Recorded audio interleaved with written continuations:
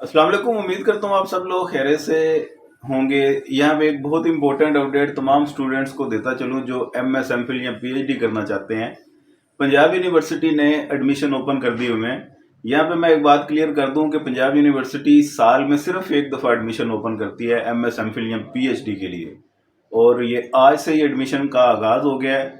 Eligible कौन है, वैसे तो इनकी वेबसाइट पे जाएंगे डिटेल में आपको सारा कुछ पता चल जाएगा। अगर आपने एमएस या एमफिल करना है, इन दोनों के दरमियान डिफरेंस क्या है, डिटेल में मेरी एक सेपरेट वीडियो बनी हुई है, वहाँ पे जाके आप देख सकते हैं। सिर्फ यहाँ पे मैं आपको एक हल्का सा फ़र्क बता दूँ कि थीसिस एमफिल में होता है और एमएस में सिर्फ कोर्स वर्क होता है, थीसिस नहीं होता।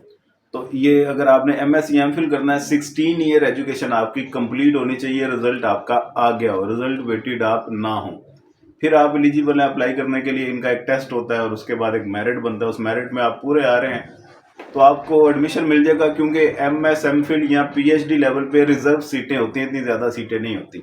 फीस क्राइटेरिया भी आपको मिल जाएगा। अप्लाई इसका कैसे करना है, सिर्फ ऑनलाइन आपने अप्लाई करना है। यहाँ पे अप्लाई ऑनलाइन की ऑप्शन होगी, उसमें जाएँ, अपनी इन्फॉर्मेशन फिल करें और फॉर्म को सबमिट करवा दें। ठीक है, जो इनकी फीस है वो देखें क्या है, कौन से बैंक में जमा होगी, ये सारा काम आप कर लें। आपका अगर पहले मास्टर्स क्लियर है 2 साल का, प्राइवेट मास्टर है, या आपका बीएस 4 साल वाला कंप्लीट है, तो आप एलिजिबल हैं एमएस या एमफिल में अप्लाई करने के लिए। और ये 2 साल की डिग्री है, बेशक एमफिल हो बेशक एमएस हो, जो कंप्लीट करने के बाद आपकी 18 ईयर एजुकेशन बन जाएगी और इसके बाद आप एलिजिबल हो जाएंगे पीएचडी के लिए। हाँ, अब वो स्टूडेंट जिन्होंने पीएचडी करनी है उनके लिए पहले ज़रूरी है एमएस या एमफिल उन्होंने किया हो।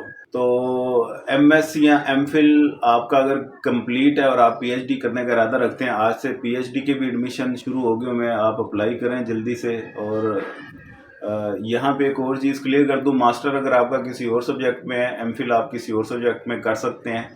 तो ऐसा एक हद तक पॉसिबल है, इंटायरली डिफरेंट सब्जेक्ट नहीं होना चाहिए। मसलन मास्टर्स आपका बायो में है और आप बोलें कि एमफिल मैंने मैथ में करना है, तो ऐसा पॉसिबल नहीं है। सिमिलर काइंड के जो सब्जेक्ट हैं वो आप शफल कर सकते हैं। मतलब मास्टर आपका पाक स्टडी में है, एमफिल आपने हिस्ट्री में करना है, तो ये पॉसिबल है।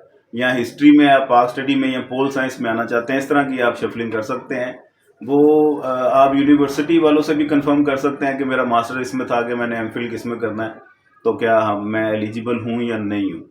वैसे बेहतर यही है कि जिस सब्जेक्ट में मास्टर किया हो उसी में आप एमफिल करें, स्पेशलाइजेशन का मज़ा फिर ही आता है। अब जिसने मास्टर्स इकोनॉमिक्स में किया है उसको चाहिए कि आगे एमफिल भी इकोनॉमिक्स में करे।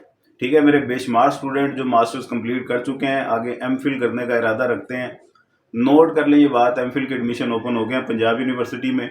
डिफरेंट यूनिवर्सिटीज़ में भी ओपन होंगे, उनकी वेबसाइट विज़िट करें, आपको पता चल जाएगा, उनके मुताबिक आप अप्लाई करें। तो इंशाल्लाह ताला एमफिल में भी आपको या एमएस में किसी किस्म की कोई हेल्प चाहिए हो तो मैं अवेलेबल हूँ। इसके नोट्स और लेक्चर्स वगैरह आपको मिल जाएंगे। बेफिक्र होके एमफिल या एमएस इकोनॉमिक्स में आप एडमिशन लें, या किसी ने पीएचडी करनी है तो वो पीएचडी के लिए भी अप्लाई करें। इसके अलावा अगर किसी यूनिवर्सिटी में, सरकारी यूनिवर्सिटी में मेरिट नहीं बनता, फिर प्राइवेट यूनिवर्सिटीज़ की ऑप्शन है, वहाँ पे फ़ीस थोड़ी सी ज़्यादा होती है, लेकिन वहाँ पे भी मेरिट बनता है, देखा जाता है, पहले एक टेस्ट होता है, उसके बाद ही आपको एडमिशन मिलता है।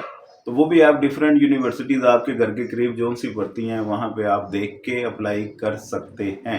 दुआ में याद रखिएगा, चैनल पे नए हैं तो सब्सक्राइब कर दीजिएगा। खुदा हाफिज़।